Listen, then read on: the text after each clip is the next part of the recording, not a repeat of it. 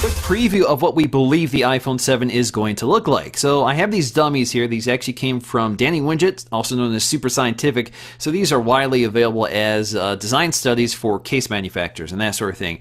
But this pretty accurately reveals what we're going to see this Wednesday when the phone is announced. So I didn't want to be the only one that didn't cover these dummies, so let's dig in to see what is new. So obviously, once again, we have two sizes, 4.7 inch and 5.5 inch, and for the most part, they have the same dimensions. The design differences are fairly minor, so they really consist of new antenna designs, new camera modules, as well as the elimination of the headphone jack. So I think the biggest design improvement here is the reduction of the antenna lines along the back. So they've actually eliminated part of them and rounded them off a bit. So I think this looks a lot better. It doesn't make it perfect, but I think it definitely makes a big design improvement. The other news here is some new cameras along the back.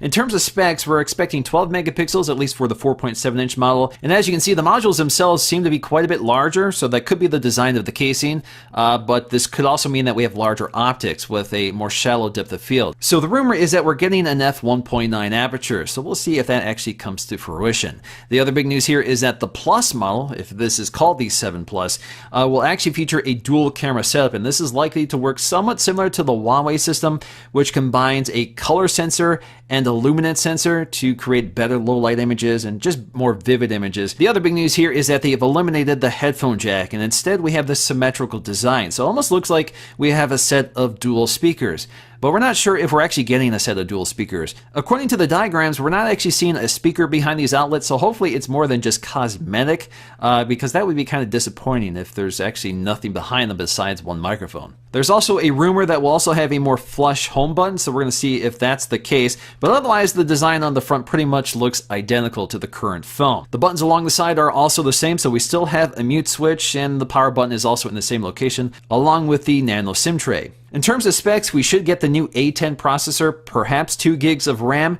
and we may see a 256 gig capacity option for the Plus models. And as always, colors are a big story with each new iPhone, so we're expected to get 2 new colors, a darker space gray and space black. So we've seen a darker space gray before, we've seen it on the Apple Watch, and we've seen it on the iPod, so we're finally seeing it on the iPhone. Space black is also a color we've seen before on the Apple Watch, which is actually one of my favorite colors, and I'm really excited that's finally making it to the iPhone. It's going to be a very different look for the iPhone because it has a glossy finish instead of the anodized finish that the iPhone has always had. Although Apple is expected to include a headphone adapter with the iPhone 7, there's a lot of benefits to using lightning connected headphones. For example, it provides a lot more power and can pass a lot more data over that connection. So for example, I have these really incredible Audis headphones, which uses a lightning cable with a built-in 24-bit DAC, which you could never power on a headphone jack. Around the corner, there are leaks all over the place. And thanks to my friends B-Sound, you guys should definitely go check them out. They make some cool lightning headphones. I was able to get my hands on this little ugly.